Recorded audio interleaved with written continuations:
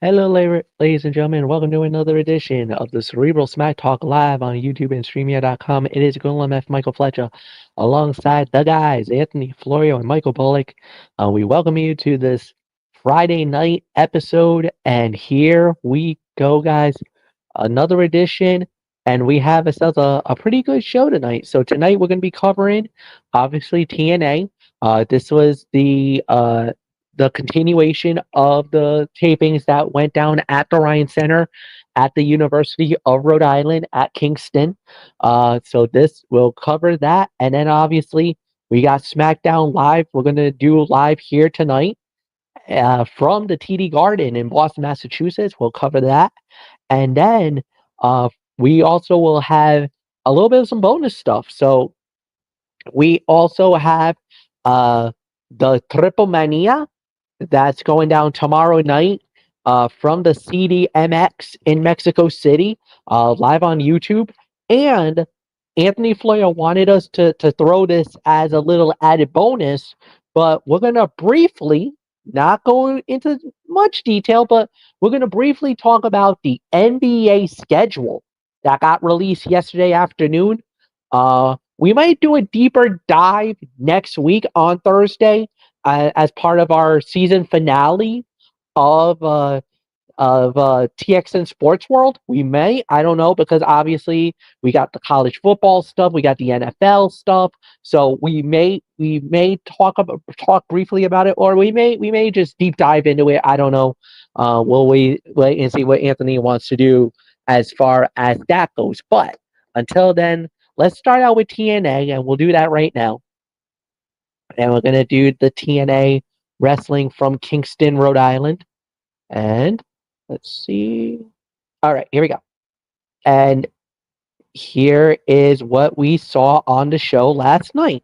So before the anything went down, basically it was uh, there was a beatdown.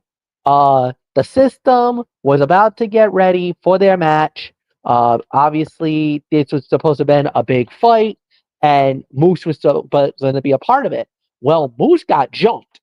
Moose got jumped beforehand, and a lot of people were looking at Trick Williams and the first class that may have been responsible for it.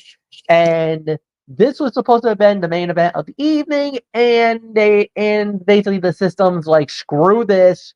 We're not waiting anymore. We're not waiting till later in the night. We want this right now.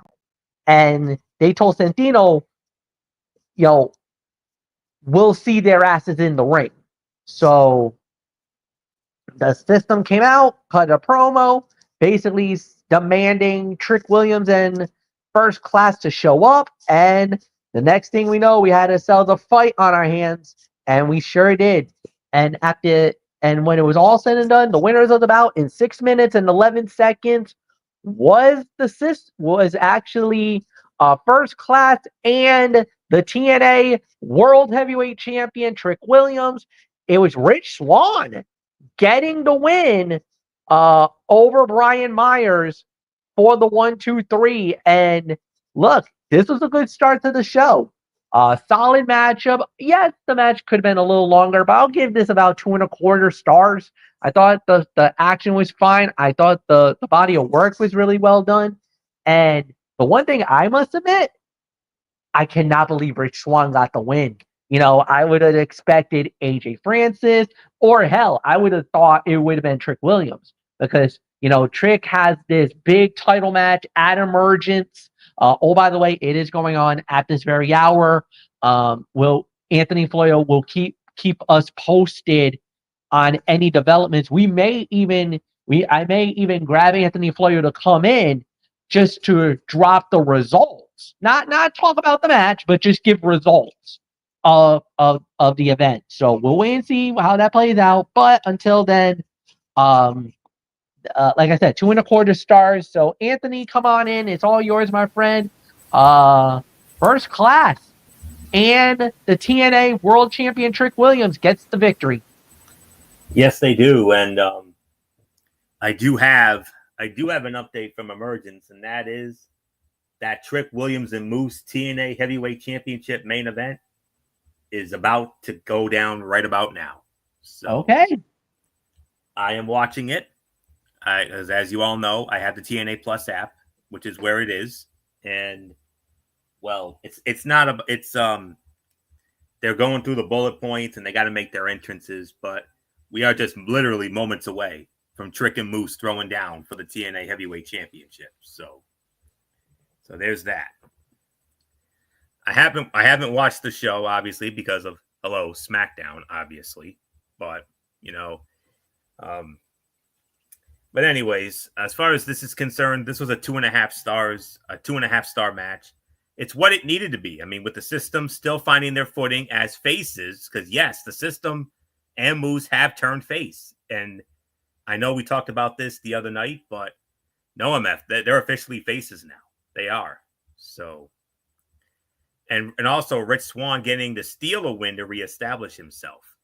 Rich Swann is a former TNA World Champion, but he's been gone for so long that some people might have forgotten that he can hang at this level.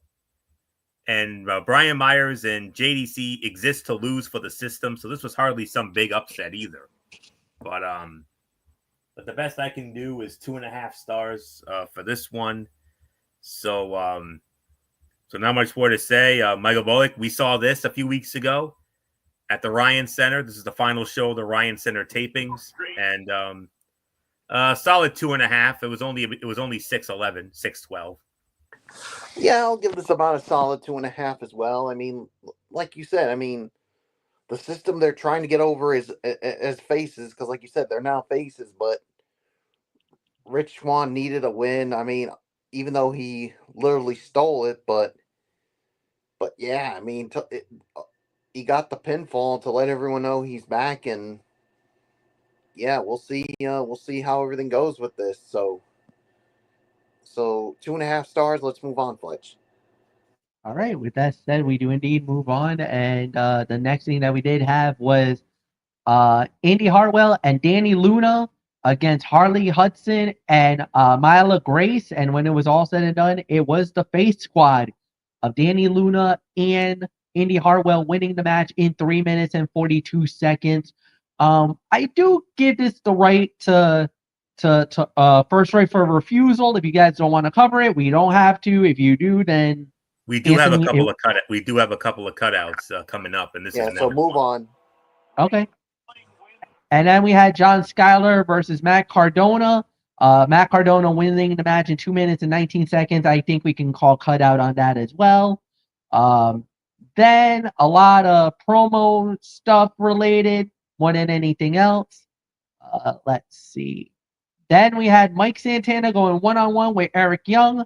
Mike Santana winning the match in 5 minutes and 31 seconds. Anthony, if you want to cover this, you can go right ahead. 2.5 stars, short and to the point match here, which is the best way to go, as Mike Santana can get a win over a name. They didn't need to let this go long, as Santana got everything he needed out of it by overcoming the odds to win. Now just get Mike Santana where he belongs, on the payback to the world championship. And I told you, as part of our Talking Wrestling TXN exclusive, which we're going to continue with here tonight. A few weeks ago, myself and Bullock and Michael Silvera, we went to the Ryan Center 3 weeks ago to see these tapings, and I told you about my core four who got the biggest pops of the night. Mike Santana was one of those guys.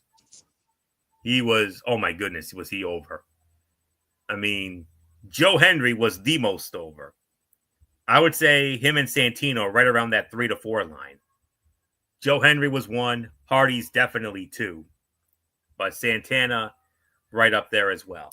So yeah, solid 2.5 for this. So not much more to say. Michael Bullock, oh man, when we went there a few weeks ago, Mike Santana, he was one of the most over guys there, and we know that.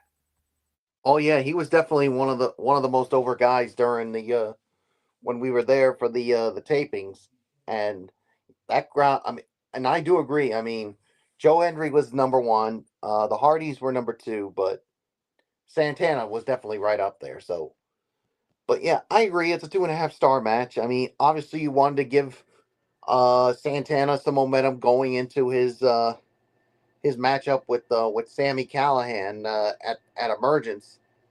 And you guys remember the stipulation for that match. I mean, if Sammy Callahan lost, then he would have to retire.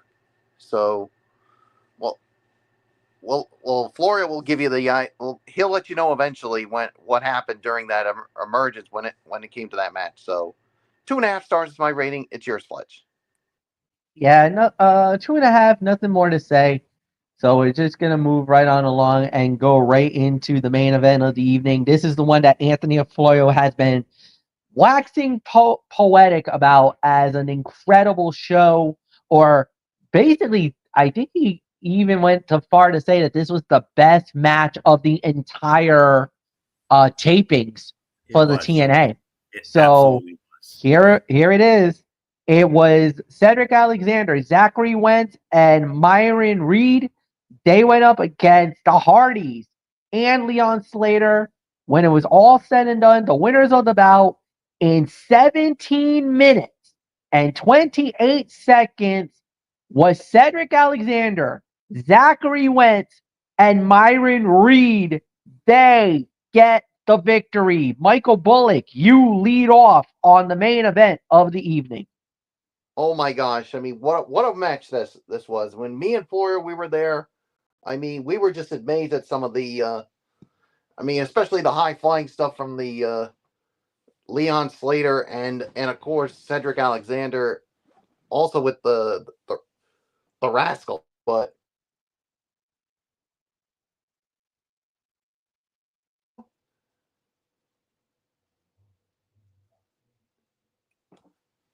Florio, are you there? Oh, I didn't know you were talking to me. Yeah, right. I was talking to you. I was saying, how old are the Hardys? Oh, Matt Hardy is, I believe he's right around. I think he's pushing 50, and Jeff Hardy is 47. But are these guys looking like they're 50? Like Matt's 50 and Jeff's 47? Absolutely not. They're bumping like they're 25 or 30. Yeah, I mean, when we were there, I'm like, wait a minute. Are you sure they're 50, like 50 and 47? Because they're wrestling like they're younger than that. Because they could still get it done in the damn ring. Matt is 50. He'll be 51 on September 23rd, and in a couple weeks, Jeff Hardy's going to be 48. Yeah, but either way, I mean, it doesn't look like either one of them is aging. I mean, no. I mean, man, what a match this was. I mean, what amazing moves too, right? Amazing. And you know what? Call me a freaking homer, but you know what? I'm gonna pull the damn trigger, and I don't give a damn what anybody says.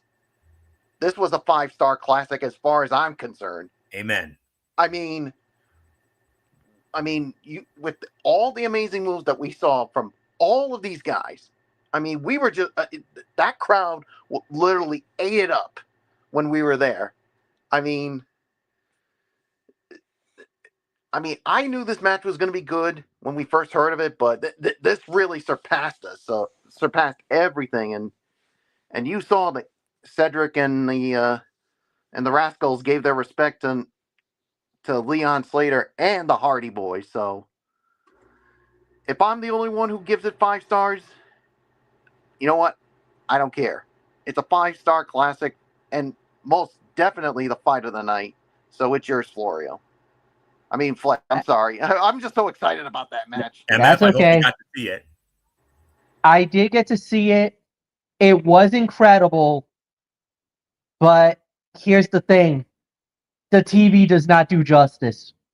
If it was in the arena, I'll give you the 5.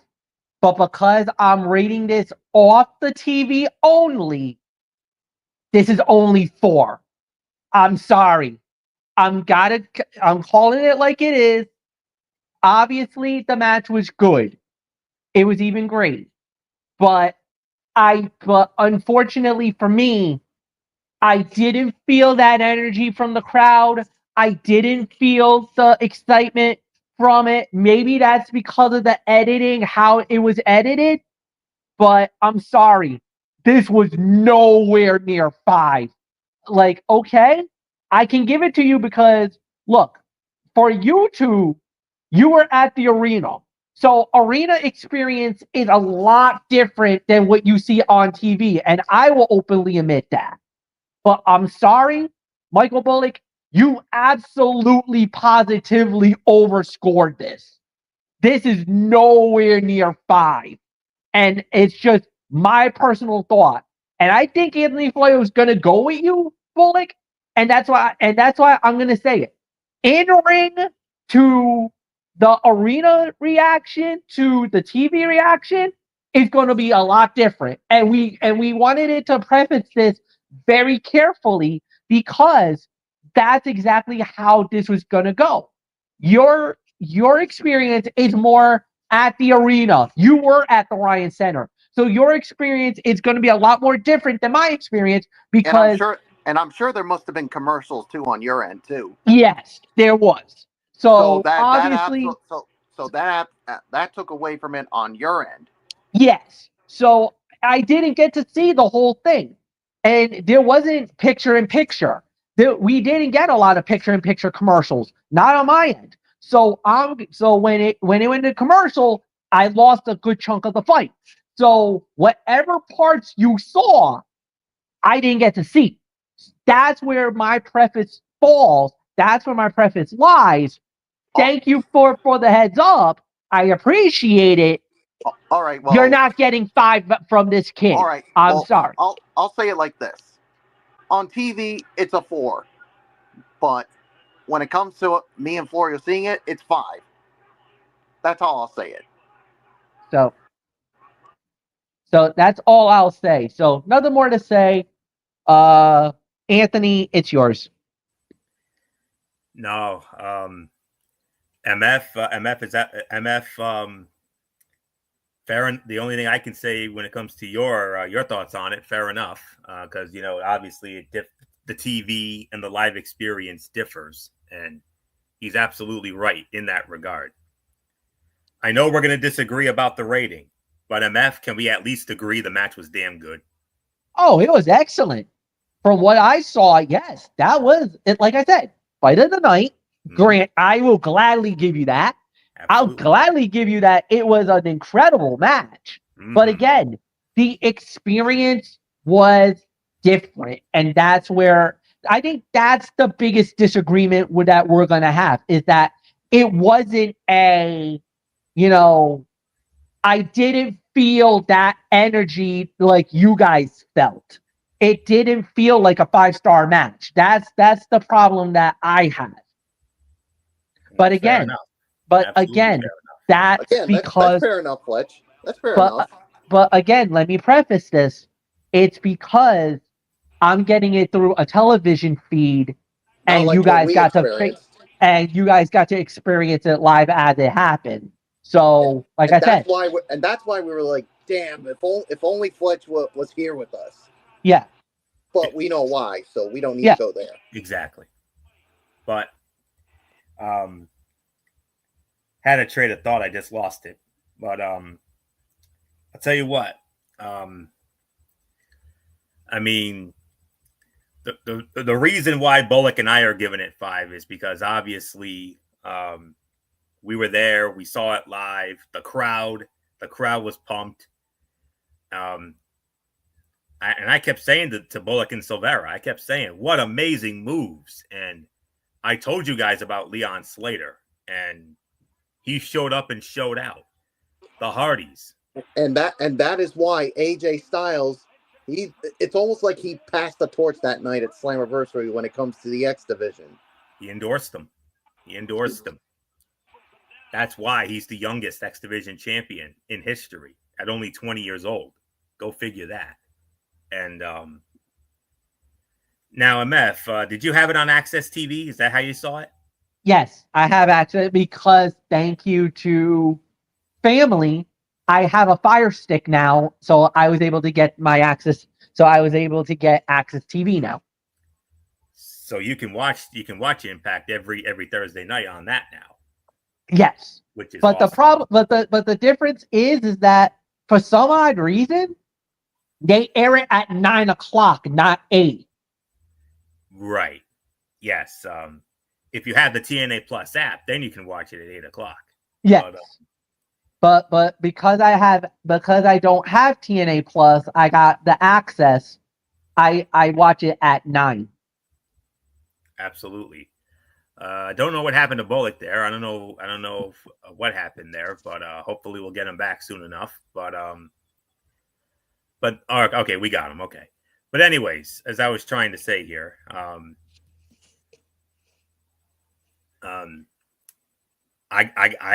got to go with Bullock here because I was there. I was there with him as well as Mike Silvera, and that was a 5-star classic in the eyes of us in the arena. And I know if MF had been with us, he would have agreed on. He would have said the same thing, but he watched it on Access TV, so I actually watched it back last night on the TNA Plus app. I was like, I cannot wait to watch this back. And on TV, yes, it's a good 4.25 star bout. I agree with that. But in the arena with where we were, that was a 5. That was a 5er, no doubt about it. And the moves, the crowd, all the near falls, I mean, and the unpredictability. Cedric Alexander getting the big win, pinning the X Division champion Leon Slater, giving him momentum going into the Emergence match. And we'll do the Emergence stuff however MF wants to do it. I mean, if he wants me to share the result, if he wants to set aside some time for me to share the results here tonight, I gladly will. Or if you want, I'll save it for Tuesday night on Ridiculously Raw. It's your call. So however you want to do it. I feel like right now, the way that the show's going, I think we'll probably save it for Tuesday. All right. That's fair enough.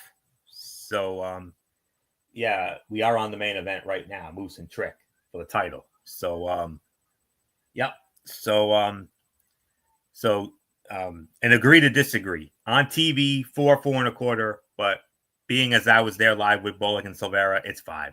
It's a 5er, no doubt about it. This match stole the damn show. Mustafa Ali and Joe Henry was definitely the second best, and all the other matches were solid to good, and that's all there was to it. And we had a lot of fun at these tapings, and I'm actually gonna share one more Talking Wrestling TXN exclusive when it comes to this. Bullock through his Special Olympic connections, at Pachico, who got us the seat upgrade. Awesome. As part of that, I mean, we mentioned about the meet and greet we had with Sami Callihan, the hometown man, before the show. One other thing, Bullock had we ended up getting we ended up having a shot. We had a chance at a photo op with the Hardys, but the thing is, unfortunately, we couldn't get to do that because two factors. One, they had a line. The line for that was insanity. Absolute insanity. And it was getting late. If we had stuck around in that line, it would have taken us what? Damn near all night to get home, Bullock? Oh, we probably wouldn't even get home till maybe I would say 12:30, maybe even 1. Maybe even later. Who knows? You remember how long that line was? Oh, I remember. As soon as, believe me, as soon as I saw it, I'm like, yeah, I don't think it's as much as I really want to do it. I just don't think it's worth the wait with the way that line was. That line was freaking insane, man. It really was. And if we had gotten that photo op with the Hardys, I'm gonna tell you right now, we would have ate that sucker up. We would have done the broken Hardy stuff. We would have done the green beans and the whole 9 yards. And the delightful, wonderful, delete. I mean, I just wonder how the Hardys would have reacted to the way we do it. Our legendary Hardy hijinks with me as Matt and you as Brother Nero. So, mm-hmm. And it truly is wonderful and delightful. But man, what could have been if that line hadn't been so damn long and if it hadn't been so dang late, we could have had one hell of a moment there. We could have, and if we had, I would have shared that photo right here and now. But Oh yeah. but now that would have made for one hell of a Talking Wrestling TXN exclusive. But it is what it is. But despite that, I'll save the rest of it for the overall review. But nonetheless, 5-star classic because I was there. So not much more to say. Let's get to the overall thoughts here. All right. Look, I all in all, not the best show. No. I could say this was about maybe a 6.5, because a lot of it was too short. The one match that really stood out, like you said, the main event, depending how you feel, rating wise, but I thought it was a paint by numbers type show, overall. So nothing more to say. 6 to 6.5. Anthony, it's yours. Yeah, I'm right there with you. While Emergence only feels so important between Slammiversary and Bound for Glory, the show did a solid job of building it up. Oddly, save for the world title match, which was mainly touched on earlier in the week on NXT, the card got a solid boost. Emergence could be a good show, and last night had a lot to do with making that work somewhat. So we did have a couple of cutouts, a couple of okay matches, but that 6-man definitely saved the show. There's no doubt about it. So that's a 6 to 6.5. And all I can say to put this to bed, all I can say is it was awesome being there. I mean, it's definitely a bucket list item that we can scratch off. I mean, I never thought I'd see the day where we would end up going to a TNA show, but alas, we got to do it. And, you know, it sucks that MF couldn't be with us, but, you know, we're hopeful of getting another shot at it down the road. But for right now, I mean, I hope and pray that someday, some way, that TNA comes back here. If it's at the Ryan Center again, we will gladly go to that again. No doubt about it. And hopefully, if that's the case, hopefully we can get MF to join us this time, and then he can see it firsthand. And now I can confirm, gentlemen, and still TNA World Heavyweight Champion. Whoop that Trick Williams.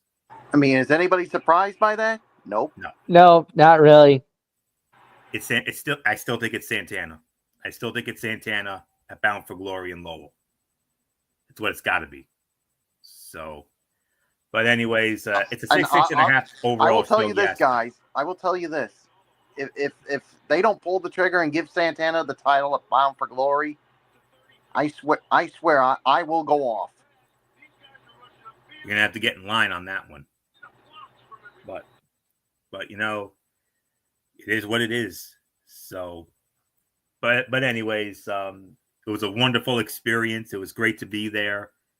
I'm glad that Bullock and myself and Silvera, we got to enjoy it. And, you know, can't wait to do it again. I would love it if they could get the amp, but I know the amp's probably too big for them. But, I mean, if it's the Ryan Center again, like I said, we'll gladly make that trek. It was a long drive. It was a long way back. It was a long way both to and from there. But damn it to hell, it was worth every damn bit of it. It really was. So, and it's the rarest of times that I've been to URI for something other than the Special Olympics Summer Games.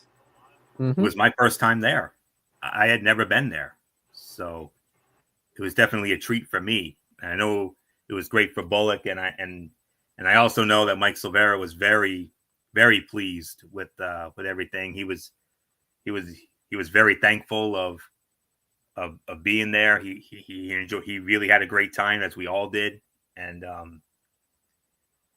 can't wait to do it all again. So there isn't much more to add. 6.5 out of 10, but the experience was, no doubt about it, it was worth it, and I would damn sure do it again in a second. So Not much more to say. 6.5. Michael Bullock. Overall thoughts on last night's show, and man, oh man, did we have a ball 3 weeks ago?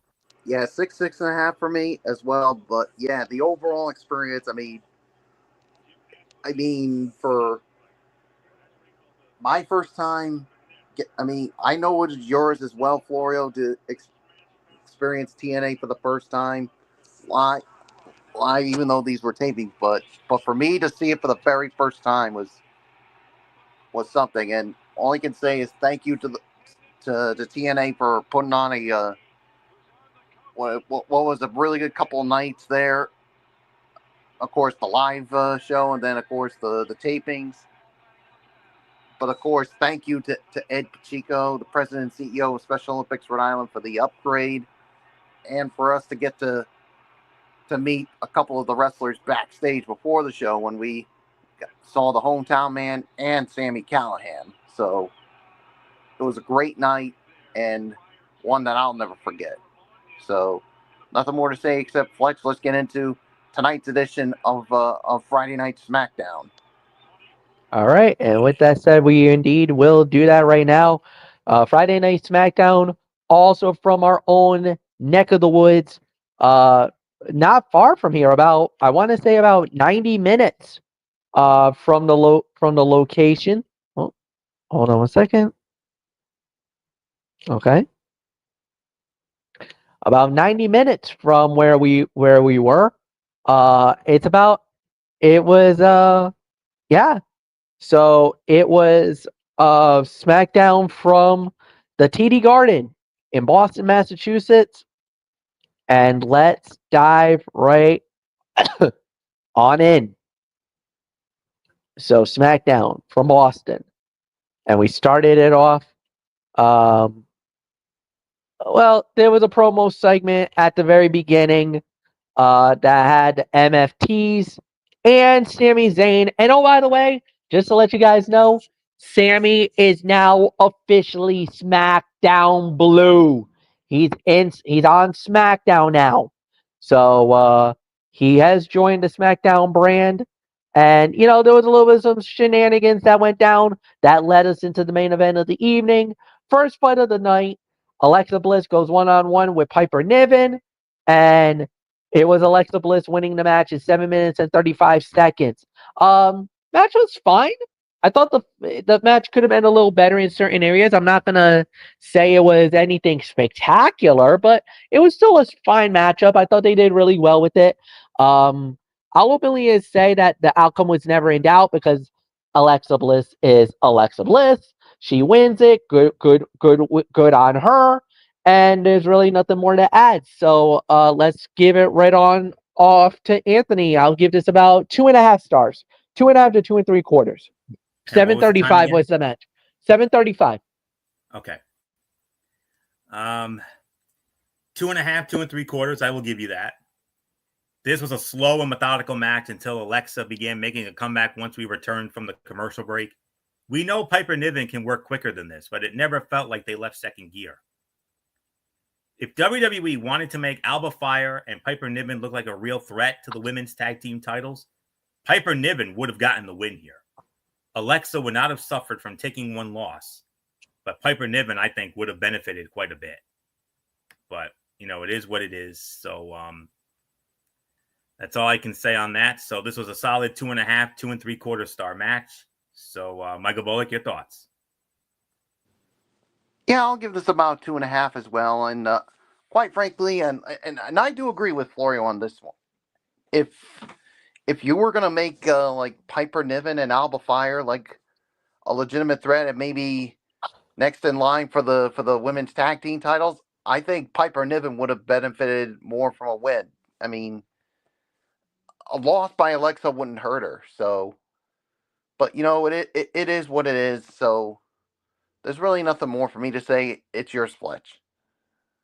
I agree with everything you guys say. But I kind of feel like they don't really see them as a legitimate threat right now. So I think that's why you saw them suffer the loss here tonight. I don't think they're looking for them to be the next contenders. I think they were just looking for them just to fill a match on the card. I don't think you really needed anything beyond that. So but I do agree with what you guys are saying. Next up we had was The Miz and Carmelo Hayes against Fraxium. Believe it or not, the winners of the bout in 12 minutes and 20 seconds. Carmelo Hayes and The Miz. Okay. Anthony Florio, I mean, the tag team division is I went on record and said it's the best division in wrestling. And yet, here's another team that's starting to shine bright. The Miz and Carmelo Hayes wins. But hold on a second, Fletch. I think you might want to hold that thought. And Yes. Florio, I'm sure, will I will elaborate divulge on it. into it. Better believe it. You said it was what, 12:20, did you say? 12:20. That's 3 1/4, teetering on 3 1/2 right there. Carmelo Hayes and The Miz are both good at what they do. But Fraxium has been one of the most reliable acts since arriving on the main roster. Every single match they are in ends up being one of the best things we see all week. Melo had the match won, but The Miz tagged himself in and hit the skull-crushing finale to get the win for his team. Did you see that look of disappointment on the face of Carmelo Hayes? I mean, what does that tell you? And where's Melo from? Boston, From Boston. Yep. And you don't think for a minute that Melo didn't like that? Because, I mean, this was his opportunity to get the win, the pinfall win for himself in his home. And The Miz literally stole that moment from him. Well, Melo is technically from Framingham, Mass, but still, I mean. But that's pretty close to Boston. It is. It is a little bit closer. It definitely is. And is it just me, or are they starting to slowly plant the seeds for a face turn for Melo? Yeah.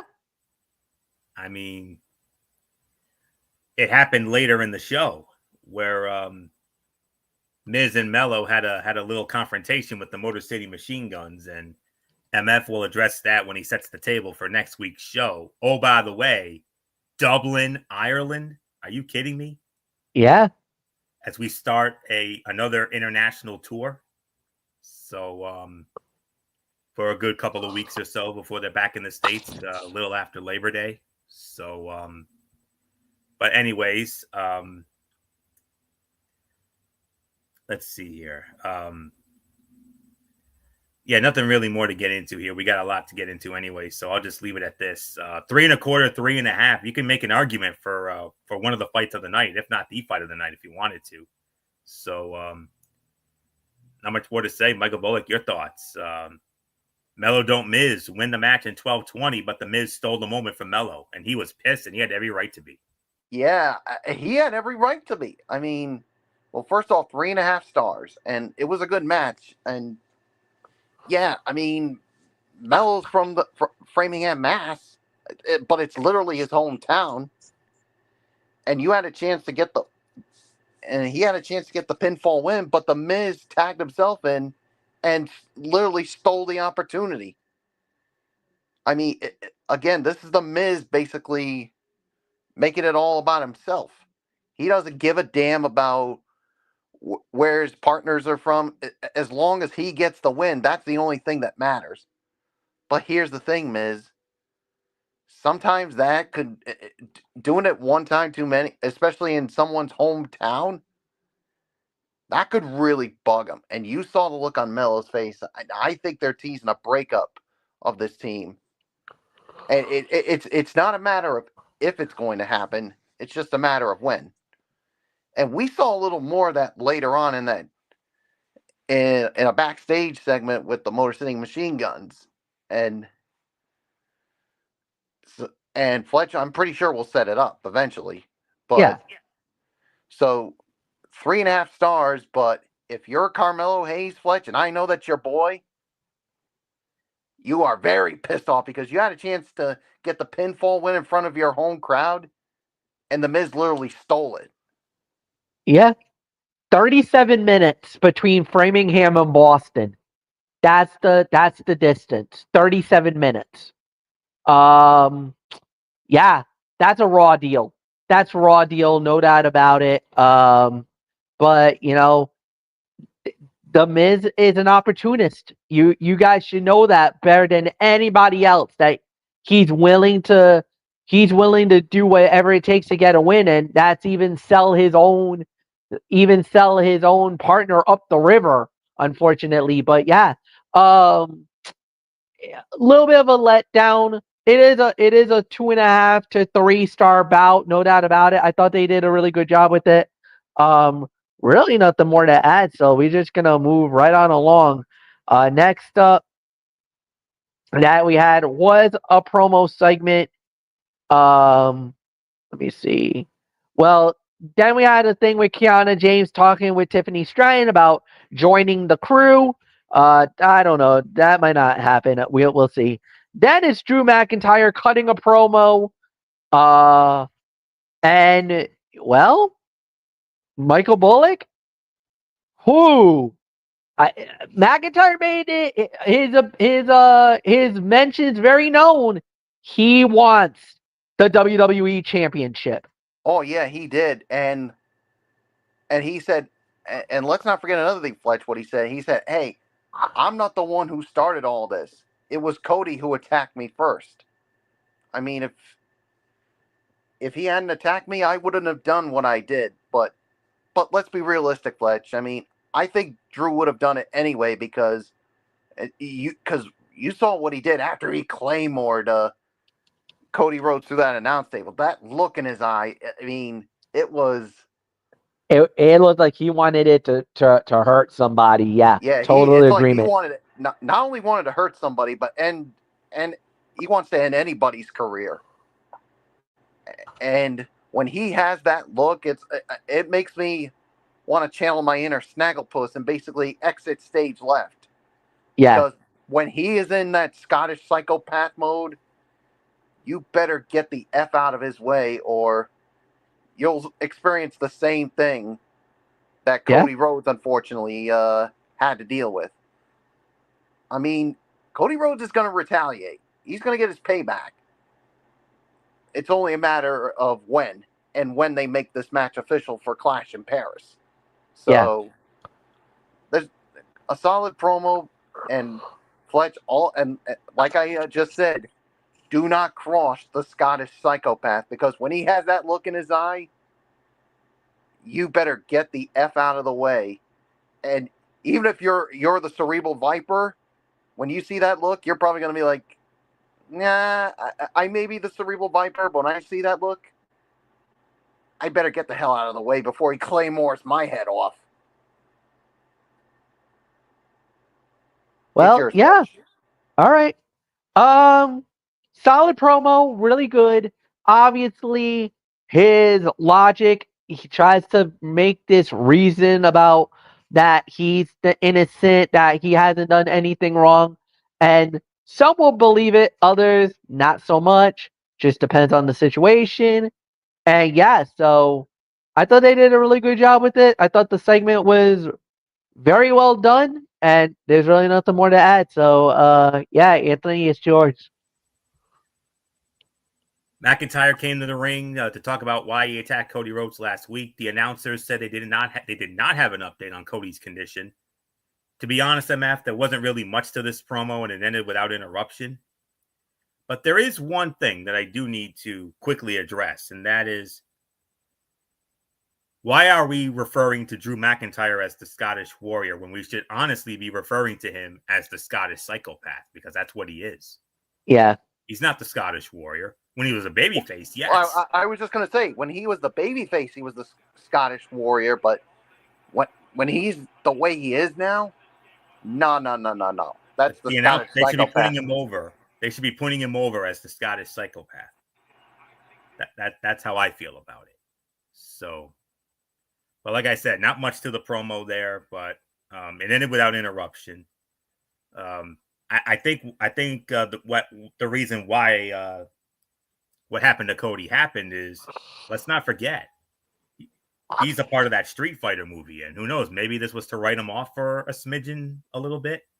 They did say that he was supposed to be away for a little bit, but I think they said he's only going to be gone for like maybe 3 to a month, 3 weeks to a month, because they said his character is, even though his character is a prominent character in the Street Fighter films, Guile. but yeah, so I think he's supposed to be there for at least 2 to 3 weeks, up to a month, and I know Roman's supposed to be out are about the same amount of time because he's also going to be a part of that Street Fighter movie. So, if that's the case, I mean, obviously Roman's out of Paris because of the big 4-way that Adam Pearce made Monday night. So, yep. So I think we could rule out Roman for Clash in Paris. Can the same be said for Cody? I don't know. I don't think. I don't think so. I think they gonna want to have Cody there. So I would probably next week, or yeah, the week after, yeah. But I'm pretty sure to build it. They have 2 weeks left to build it. Dublin, Ireland next week, and then France the week after. So, but anyways, it was a fine promo from McIntyre. Great heel promo there. Great scathing heel promo. Very well done. And the only nitpick I have, like I said, they should be putting him over as the Scottish psychopath, not the Scottish warrior. Move on. All right. With that said, we do. Next up, a highly anticipated tag team bout. This was the Street Profits versus DIY. And when it was all said and done, the winners of the bout in 9 minutes and 30 seconds was the Street Profits. It was a fine matchup, really good tag team fight. It was enjoyable for me. I really enjoyed it. I really thought they did a really good job with this. And I'll give this about a 3-star. I give this about 2 3/4 to 3. I thought they did a really good job with this. So Anthony, it's all yours. Solid 3, teetering on 3 1/4. This was another great match in this feud and another example of, yes, I will admit this, MF.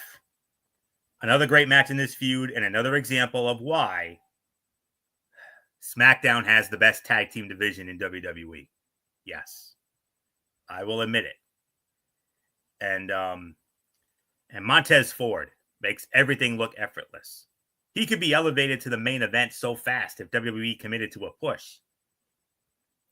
And that's really all I can say on that. So this was a solid 3 to 3 1/4. No doubt about it. So, Michael Bullock, your thoughts? Yeah, it was a solid 3 1/4 for me as well. I mean, they continued. I mean, these two teams, they deliver really good matches, and this was another prime example of it. So yeah, I mean, there's really nothing more to add on to it. So it is yours, Fletch.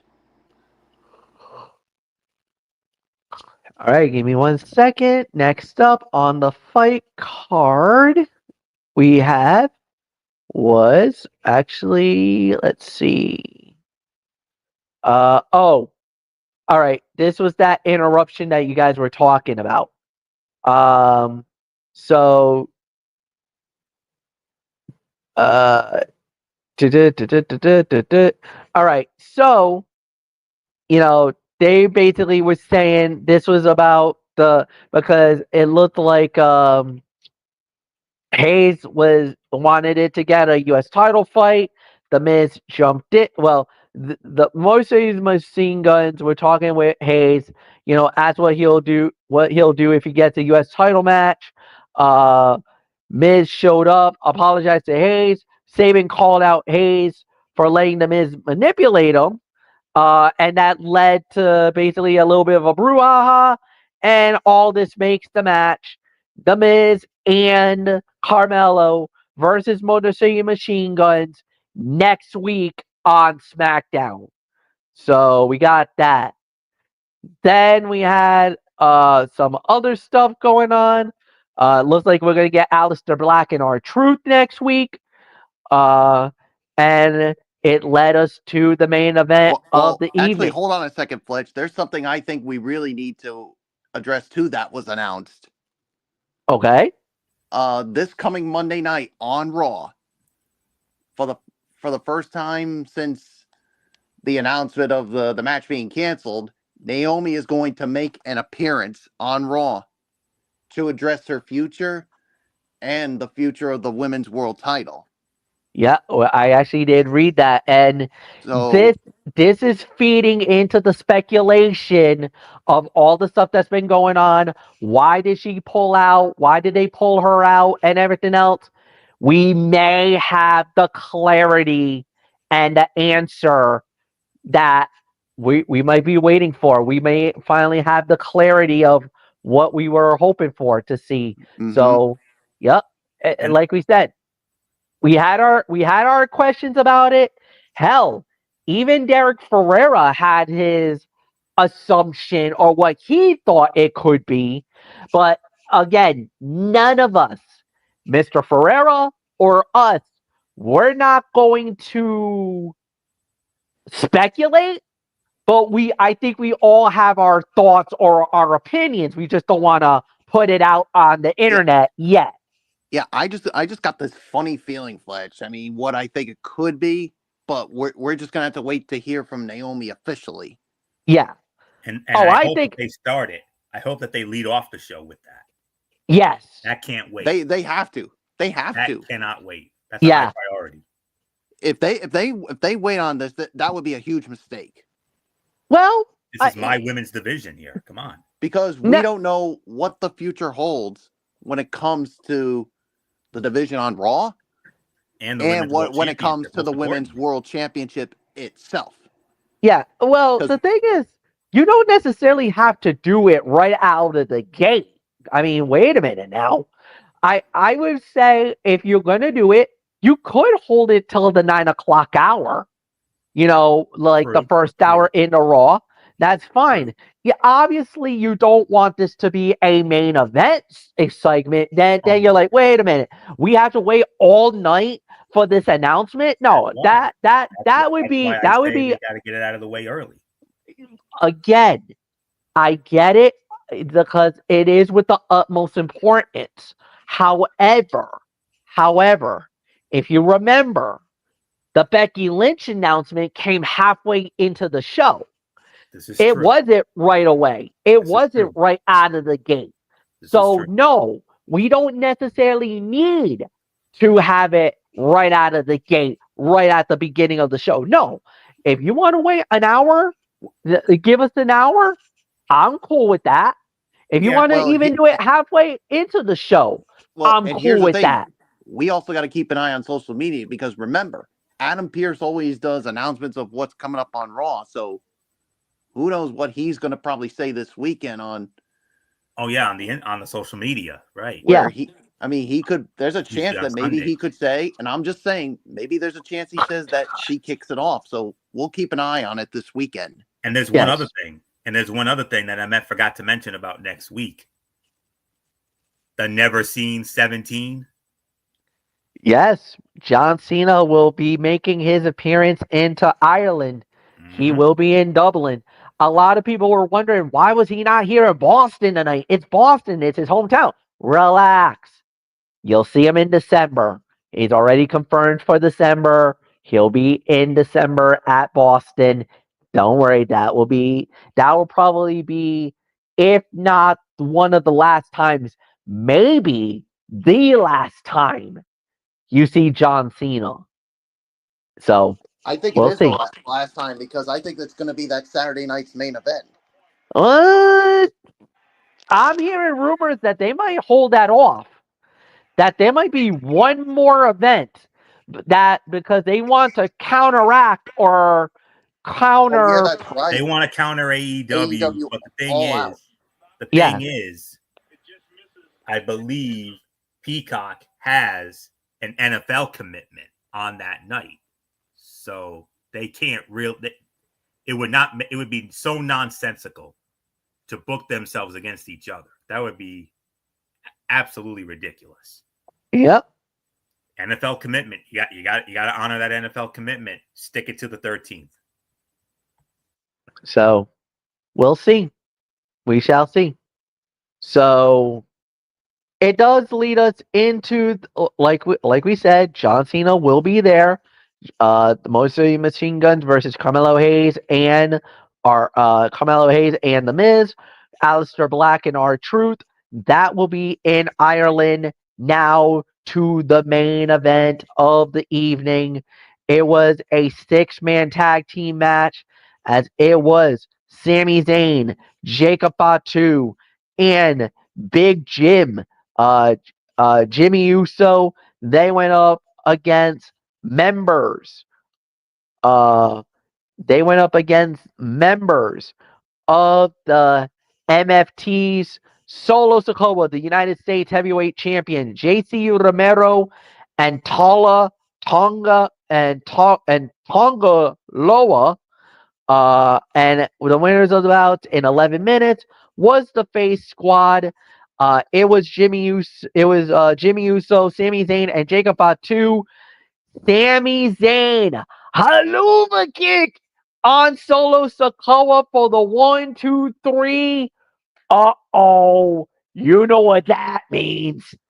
Championship committee moment, Fletch. Yes, it is. And I believe it's Anthony Flair that leads it off. Yes, 11 is. minutes. 11 minutes. For the Face Squad. It's yours. 3 to 3.25 stars for this. Sammy getting the win for the second week in a row against Solo. It can only lead to one thing: Sammy challenging Solo for the U.S. title in Paris. It has to be. So, solid main event, and the right team won. The right guy won. You want to give Sammy that momentum. He's never been the United States Heavyweight Champion, and he's getting closer and closer, maybe to possibly becoming a first-time ever United States Heavyweight Champion. And he had the support of Big Jim, obviously, going back to their bloodline days. Jacob Fatu was a little reluctant at first, but he definitely won the Samoan Werewolf over at the very end. So if you got the Samoan Werewolf giving you an approval, you've done something right. So solid main event here. 3 to 3.25 stars. Right outcome. So not much more to say. Yes, Michael Bullock, it is indeed a championship committee moment. It's got to be Solo and Sammy for the U.S. title in Paris. Yeah, 3.25 stars. I do agree. I mean, and yes, with this pinfall, it's got to be Solo and Sami Zayn for the U.S. title at Clash at Paris. So we'll see. We'll find out when we'll get the official announcement. So nothing more to say. It is yours, Fletch. Yeah, nothing really more to say. I thought they did a really good job with it. So yeah, 3 to 3.25, no doubt. Overall review, Michael Bullock, it's yours.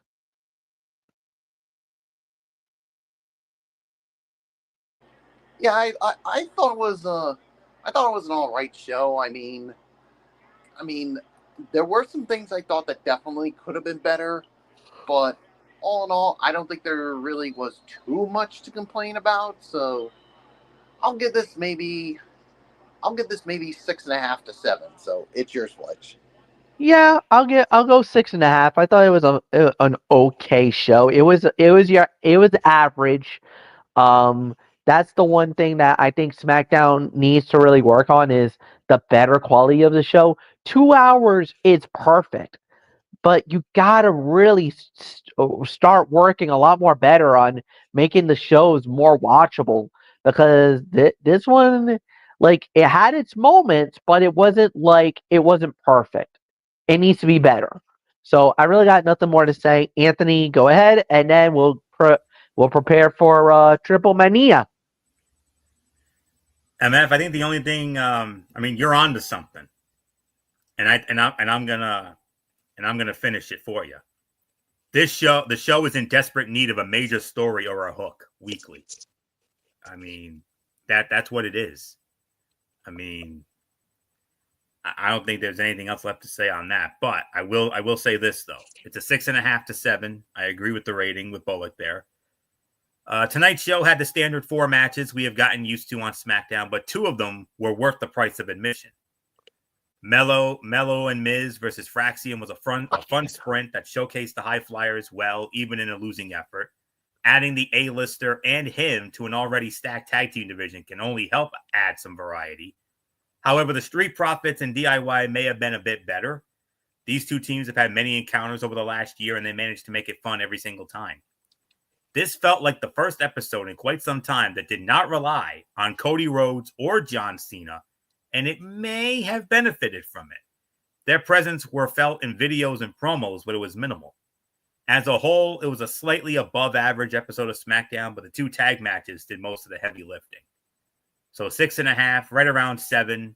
So there isn't anything else left to say except MF. Mike, it's not often we have these anymore, but we got a Mikey's mindset, and this is right up your alley, man. Triplemania. Yes, indeed. For the first time ever, Triplemania will be live, and this time it will be available on the internet. It's going to be on YouTube, on the WWE's YouTube page, in English and in Spanish.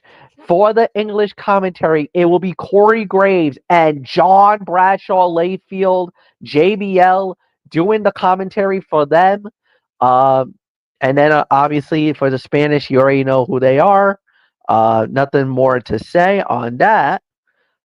This is the 33rd Triplemania. And this is without a doubt the biggest event of the year. So let's start it off. Here is the fight card. As we know right now, there is a Verdandi Cup.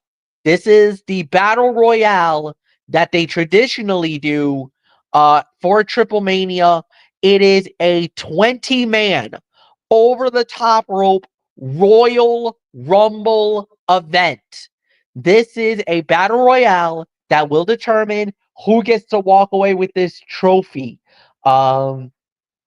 This is going to be the most unpredictable match. There are no participants as of now announced for this match. So I can't even give you what the list is. We will not know that list until the night of the event. All right. So with that said, next up we will have is the Reina de Reinas. The women's championship matchup, the AAA women's title will be on the line as the reigning champion, Lady Famard, will put the title on the line against legendary talent. Legendary for AAA, Fabi Apache will be in the match. And then, of course, representing WWE, Natalya is also in this matchup. And this is going to be very interesting to see. Fabi Apache is without a doubt a legend in AAA, multi-time Reina de Reinas champion in the history of AAA, 4-time Reina de Reinas champion, and now she's looking for the 5th title in her reign. Of course, Natalya, they call her the Boat. She's looking to become Reina de Reinas champion for the first time in her career. And of course, Lady Famard, current, reigning, defending, undisputed Reina de Reinas champion. And she's held that title currently. Hold on one second. She is currently the Reina de Reinas champion and has held the title for 731 days. The last time she won this, the last time she won the title, or the last time that she got when she got the title, it was 2 years ago at Triplemania in Mexico. She won the championship in a no DQ matchup. Yeah. So she's trying to look to try to win back or successfully defend the title, and she's already is one of the longest reigning champions in the history of the company. Um, I'm trying to say if this is the longest of all time. Um, I believe it is. Yes, it is. Lady Famar, with the 731-day reign as champion, is is actually the longest reigning Reina de Reinas champion in the history of AAA. So that gives you everything you need to know about that one. Then, of course, the next fight, one-on-one match for the AAA Latin American Championship. The champion, El Macias, Judas Macias, Ricky Banderas, to put the title on the line against El Hijo de Dr. Wagner Jr. That will be a matchup. Then we also got the AAA Tag Team Championships on the line, as it is Los Garza, Berto, and Angel. They will go up against Pagano and Psycho Clown, and this fight will be contested in a street fight. So we have that one. Then, the co-main event, a mixed trios tag team matchup, as it is the Judgment Day.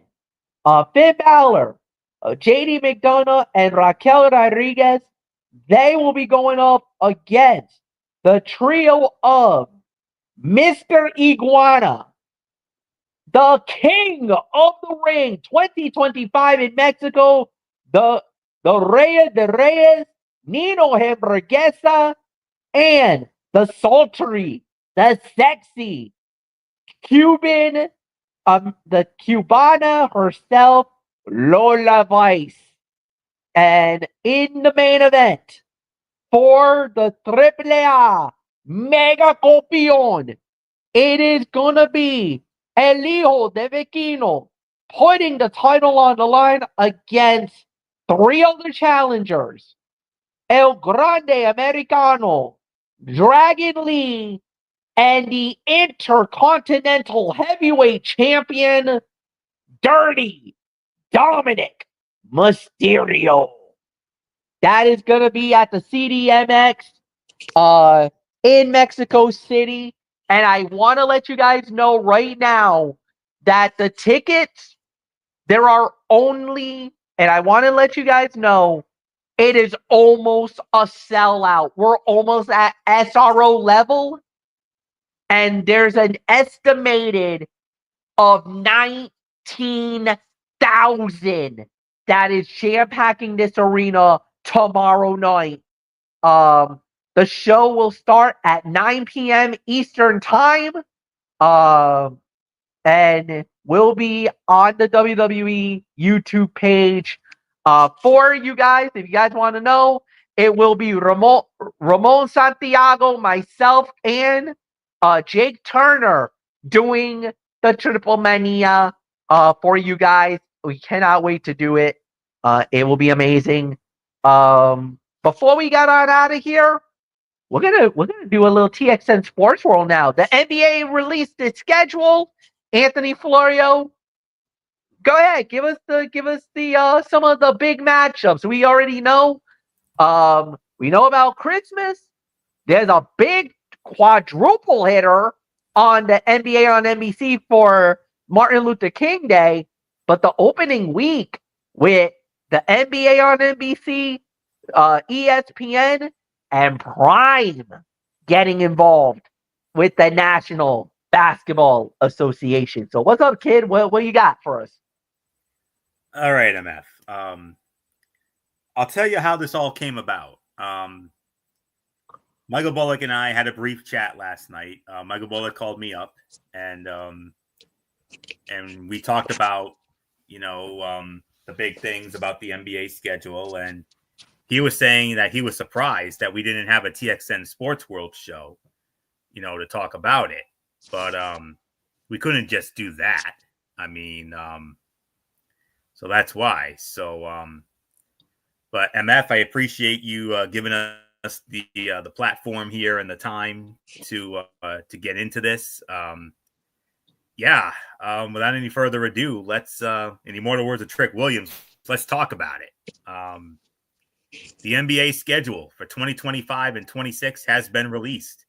The regular season will begin on October 21st with the reigning, defending NBA champion Oklahoma City Thunder hosting Kevin Durant's new team, the Houston Rockets, while LeBron James, Luka Doncic, and the Los Angeles Lakers will host Stephen Curry and the Golden State Warriors. As the season nears, which debuts, star showdowns, reunions, and playoff matchups are the most exciting? Well, I'll tell you right now. Plenty of stars will don new jerseys, most notably Kevin Durant, Chris Paul returning to the LA Clippers, Miles Turner with the Milwaukee Bucks, and Kristaps Porzingis with the Atlanta Hawks, setting up must-see reunions. Top rookies will square off with number 1 pick Cooper Flagg facing number 2 pick Dylan Harper and all-star Victor Wembanyama in an opening week contest between the Dallas Mavericks and the San Antonio Spurs. Former Rutgers teammates Ace Bailey and Harper will face off in December when the Utah Jazz play the San Antonio Spurs. And LeBron James will embark on his record-breaking 23rd season in the league. And these are just some of the storylines that we can't wait to watch. And we'll quickly break down the most anticipated games of the upcoming season, including opening night, the big revenge games, the Christmas, and all that. So, there is preseason, obviously. And preseason, training camp begins September 24th ahead of preseason games in, get this, Abu Dhabi, United Arab Emirates, Melbourne, Australia, and China. And the rest of the teams will start camp on September 29th. The NBA Cup is coming back. It's going to kick off on Halloween night. Happy Halloween. There's our treat right there. Group play will end on November 28th, and the knockout rounds running through December 9th and 10th. Semifinals will be on Saturday, December 13th, and the championship game will be on Tuesday, December 16th. Christmas games. On Christmas Day, we will see at 12 noon the Cleveland Cavaliers against the New York Knicks at Madison Square Garden. The San Antonio Spurs against the defending champion Oklahoma City Thunder in OKC at 2:30. 5 p.m., we have the Dallas Mavericks against the Golden State Warriors. 8 p.m., the Houston Rockets against the Los Angeles Lakers. And then at 10:30, wrapping it up, the Minnesota Timberwolves against the Denver Nuggets. And the NBA All-Star Game will take place on February 15th, 2026 at the Intuit Dome, the home of the LA Clippers. Rockets and Thunder, obviously, Warriors and Lakers, the first games of the brand new, the new era of the NBA on NBC. Jim Fagan, you're going to hear that. You're going to hear the Round Ball Rock with John Tesh. I mean, oh my goodness, that's going to bring back memories. NBC and Peacock. And I know Bullock will have more on that when we get to him. The Rockets against the Suns on November 24th on Peacock. The Bucks and the Pacers on November 3rd. The Hawks and the Celtics, January 17th. Michael Porter Jr. returning to Denver on January 29th. Lonzo Ball returning to Chicago on December 17th. Chris Paul, his first game back as a Clipper on October 22. And Damian Lillard back with the Portland Trailblazers. Thunder and Cavs on Martin Luther King Day. I mean, that's going to be something else. The Hawks and the Grizzlies on January 21st. And if you're wondering, just 3 days into the season, on the third day of the season, October 23rd, we're getting an NBA Finals rematch right out of the box here, guys. Look at this. October 23rd, 5:30 p.m. on ESPN, the Oklahoma City Thunder and the Indiana Pacers in a rematch of the NBA Finals. November 26th, there will be a Western Conference final rematch with the Minnesota Timberwolves and the Oklahoma City Thunder. Celtics and the Knicks in the Garden, October 24th. That's a second round playoff rematch. Jason Tatum, you remember, he tore the Achilles. Trae Young in Madison Square Garden on October 25th, the Hawks and the Knicks. I talked about Christmas. Oklahoma City and Denver on February 1st, MVP matchup. The last two MVP winners, Shai Gilgeous-Alexander of OKC and Nikola Jokic of Denver. That'll be on Peacock. Cooper Flag and Luka Doncic, Lakers and Mavericks, November 28th on Amazon Prime Video. Cooper Flag versus Wemby and number 2 pick Harper, Spurs and Mavericks on October 22nd. Chet Holmgren and Victor Wembanyama, December 23rd, Thunder and Spurs. Jazz and Spurs, like I mentioned. Lakers and Cavs, LeBron James going back to Cleveland. Spurs and Nuggets, and those are obviously the notable games. But the big notable thing, and I'm going to go on the record, and I'm going to call this the biggest NBA season ever when it comes to television. I mean, correct me if I'm wrong, but isn't there going to be a nationally televised game every single night of the week? I mean, oh my goodness gracious. I mean, look at this. I mean, there's going to be almost national games almost every night, pretty much every night. I mean, yeah. And with all the network deals and the streaming deals, I mean, obviously NBC and Peacock getting that deal, and of course Amazon Prime Video. I mean, it's nutty. I mean, this is going to be the most nutty. This is going to be the nuttiest season in NBA history. I mean, this is, look at this. The 2025-26 NBA season is going to feature a wider range of national TV broadcasts across ESPN, ABC, NBC, Peacock, and Amazon Prime Video. National games will be broadcast every day of the week, including Mondays on Peacock, Tuesdays on NBC, Wednesdays on ESPN, Thursdays on Prime Video, Fridays on Prime Video and ESPN, Saturdays on Prime Video in the afternoon, ABC at night, and Sundays on ABC in the afternoon and NBC at night. I mean, unreal. And, you know, there's a lot of links that you can click on to check it all out. They have the full schedule of all the games you will see on Amazon Prime Video, all the games you will see on NBC and Peacock, the whole 9 yards. It's very exciting. I mean, we obviously can't afford the ticket prices, obviously, because I know they're out of this universe. But I'm going to say it like this, guys. With all of the platforms that we have to watch these games from the comfort of our own home, this is almost like us having season tickets, for goodness sakes. I mean, it's our equivalent of season tickets, but we don't have to leave home. We could watch it from the comfort of our own homes. So it is very exciting, to say the very least, and I'm looking forward to it all. I mean, Prime Video, that's going to be something. MF's boy, Kevin Harlan going to be the voice on that, obviously. And of course, with Mike Tirico on NBC and all of the legends and all the other great talents that they brought in. And but the most exciting thing for me is the NBA being back on NBC. I mean, we grew up with that. The three of us, we grew up with that. I mean, 30 years ago,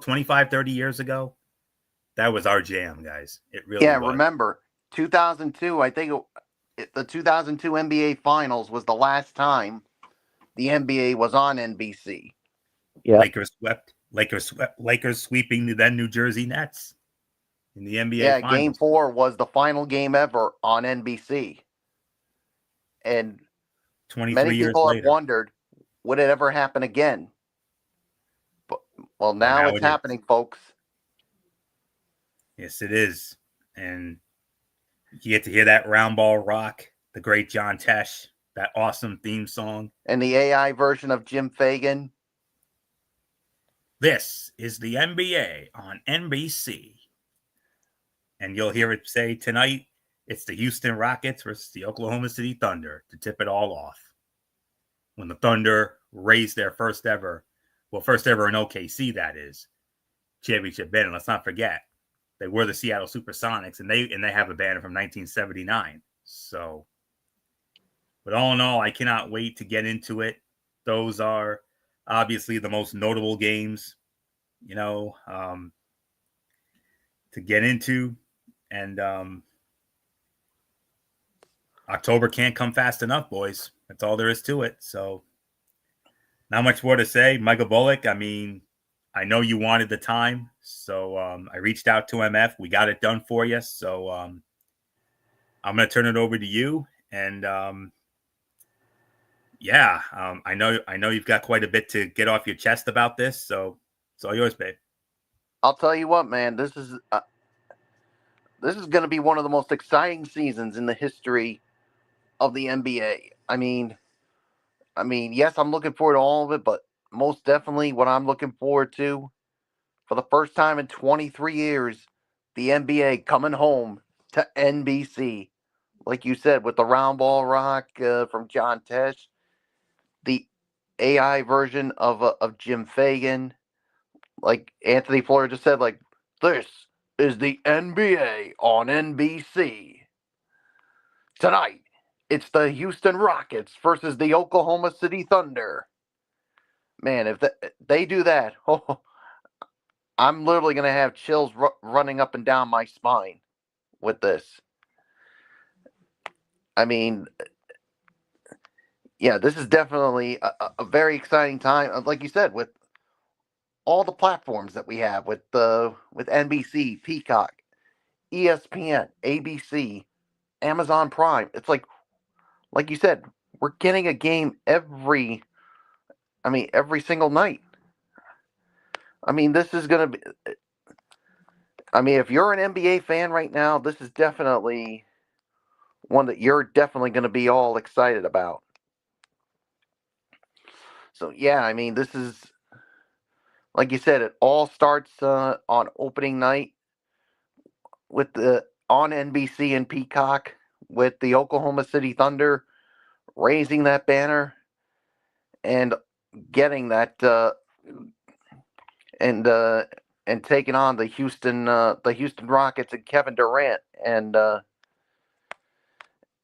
I can already tell you guys who, and I already told Florio this, of who's doing the that game, because they already announced the guys who are doing it, and it'll be Mike Tirico, Reggie Miller, Jamal Crawford, and remind me again, Florio, that sideline reporter. I'm having a tough time pronouncing the name.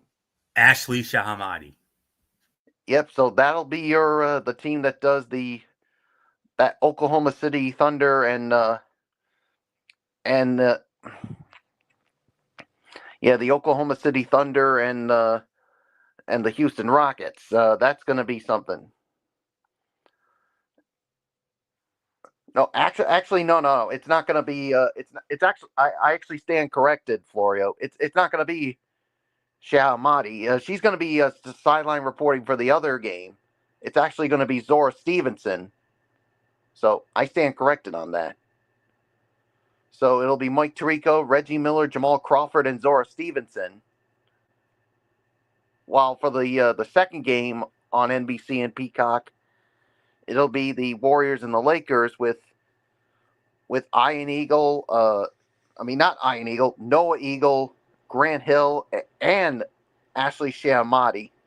So yeah, that's and also Maria Taylor is going to be the studio host. I mean, well, also at times you'll have Ahmad Fareed, and also the other studio analysts will be Carmelo Anthony, Vince Carter, and Tracy McGrady, with Michael Jordan leading the as a special contributor. And like you said, with that, and then of course, also on opening week, you got the Cavs and the Knicks on Wednesday night. The first games of NBA Wednesday on ESPN, capped off by the Spurs and the Mavericks. And then, like you said, Thursday night, we're getting that finals rematch with the Oklahoma City Thunder and the Indiana Pacers, and followed by the Denver Nuggets and the Golden State Warriors, and then a doubleheader game to kick off the Amazon Prime era with the Celtics and the Knicks, followed by the Timberwolves and the Lakers. And then you got the premiere of Peacock NBA Monday, where you're going to have games exclusively on Peacock, starting with a doubleheader with the Cavs and the Pistons, followed by the Nuggets and the Timberwolves. And then Martin Luther King Jr. Day, you got a quadruple header. At 1 o'clock, you got the only on Peacock with the Bucks and the Hawks. And then on both NBC and Peacock, you got 3 games with the Oklahoma City Thunder and the Cleveland Cavaliers, the Dallas Mavericks and the New York Knicks, and then the Celtics and the Pistons to wrap up the Martin Luther King Day. And they're also going to have the All-Star game, and then of course the premiere of Sunday Night Basketball. So you're literally going to have every game, like every week, every single day, on any of those networks that we just mentioned. I mean, if you're not an NBA fan right now, you ought to be not right now with. What about that Coast to Coast Tuesday there, Bullock? Yeah, that Coast to Coast Tuesday. So hold on. So let me pull up so I can get the information on it, because I described it to you. So I need to find it. So give me just a minute here. Yeah, this is something brand new they're doing. So give me just a minute. Yeah, sorry, I'm just trying to find this. So when I do, I'll tell you about it. All right, here we go. This is gonna NBC and Peacock is gonna be carrying Tuesday night doubleheaders, which is titled as NBA Coast to Coast Tuesday, where both games will be scheduled at 8 o'clock and 11 o'clock. Both games will stream nationally on Peacock, and NBC affiliates may show one or both games at their discretion. So it depends on the location you're at. So it's going to make for a very interesting season, especially with the return of this. But you know what? I'm just so excited. I mean, not just for the whole season, but to have the NBA on NBC back. I mean, it's exciting. I mean, you saw the list of commentators and analysts joining them, so I know it's not the same as it was when you had Bob Costas and Doug Collins and Isaiah Thomas. Of course, the late great Greg Gumbel, along with Bill Walton. I mean, and Steve Snapper Jones too. And Steve Sniper Jones. That's who I was trying to think of, Florio. So thank you for bringing that up. So I know it's not the same, but you know what? It just feels good to have them back. So I'm excited. I cannot wait for this. And yeah, let's not forget also the Christmas Day. And here's the thing, guys. And I cannot believe what I'm about to say here. For the first time since 2015, the Boston Celtics aren't playing on Christmas Day. I mean, every year since then, they've been playing on Christmas Day. But not this year, folks. I mean, it's going to be totally different this time. I mean, like I said, with well, let me find it first with and you basically described the games, Florio, right? The Christmas games? Yeah, the Christmas games. Yes, I did. I mentioned them. Yeah, I mean, it doesn't it feel so weird the first time? I mean, for the first time, we're not getting the Celtics on Christmas. I think it's because of Jason Tatum's injury. Yeah, that could be the reason. And plus how the Celtics is not the same squad as they were a year ago. They kind of blew the team up a little bit. No, yeah, So Porzingis in Atlanta Well, and it's Drew because of Holiday. that whole Second City apron thing. yeah. So it almost feels like the NBA kind of thinks that the Celtics are not going to be as good as they were. So that's why I think they're afraid of what just happened. And I've heard some people, like even Chris Mannix, saying even if he's ahead of schedule, they think that it's best for Tatum to just not play at all in this season. Yeah. And just wait until the following season when you're fully recovered. Yes. I agree with that. But the thing is, that's all up to what, not only up to Tatum, but what his doctors say. Yeah. That's the thing. It's if they feel like he can go, and if they're right there in contention, then maybe you throw him out there. But if they're not going to be in contention, then we'll say, yeah, the doctors may have cleared you, but we're not going to risk it all. So just sit out the season, and that way you're fully ready to go for the following season. So, but either way, it's going to be a fun season.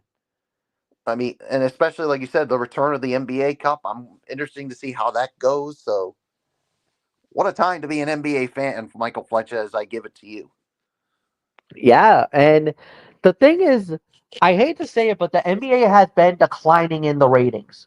So they needed to do something to elevate the game. Now I really love this idea of every night a national game, because now every night there's going to be a game that is going to make us want to see it. Yes, we're going to put Amazon Prime up. We're going to put the NBA on NBC. We're going to put ESPN.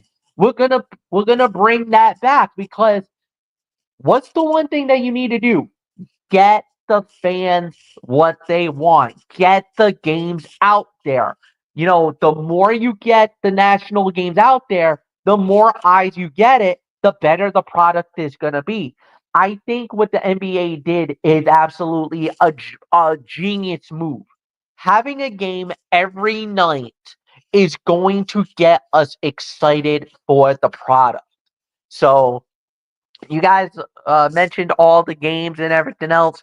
So we're good to go. We're out of here. And Anthony, why don't you come on in and set the table for us on Tuesday night? What's happening? All right. Tuesday night, of course, 10:30, right? Or Yes. okay. 10:30 Tuesday night. We got Ridiculously Raw on the Tone 25. And we're going to talk about Monday Night Raw from the Philadelphia, Pennsylvania, Wells Fargo Center. And, of course, the big talking point, Naomi. I mean, what is Naomi going to have to say?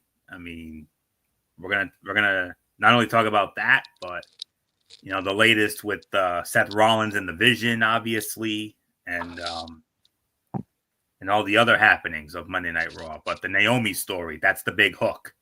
So you don't want to miss that Monday night on Netflix in the Philadelphia. In addition to Monday Night Raw, we will also have NXT, also from Philadelphia. And this will be their go-home show for NXT Heatwave. And I do believe we're going to be previewing that next week. So yes, we are here on this program next week. So and then in addition to Monday Night Raw and NXT, I will also have the exclusive results from TNA Emergence. So I'm not going to do any reviews. I'm just going to give you the results. So that's all you're going to get. So Monday Night Raw, NXT, and the results of TNA Emergence. Tuesday night, 10:30, Tone 25, Ridiculously Raw, NMF, as I give it to you for the rest of the future content. Thursday night, the return of TXN Sports World, but it's the season finale of our regulation shows. Yes, indeed. Season finale of the regulation shows. We are going to get into the previews of the college football and the NFL. That'll be 10:30. And then 1 week from tonight, we do it all over again with Cerebral Smack Talk. So thank you, Anthony Floyd. Thank you, Michael Bullock. Thank you, everybody, for watching. Like the video. Leave a comment at the bottom. Share with all your friends on all the social media platforms around the world. And we'll see you all on Tuesday night. So have a good night, everybody. And so long for now. Bye-bye.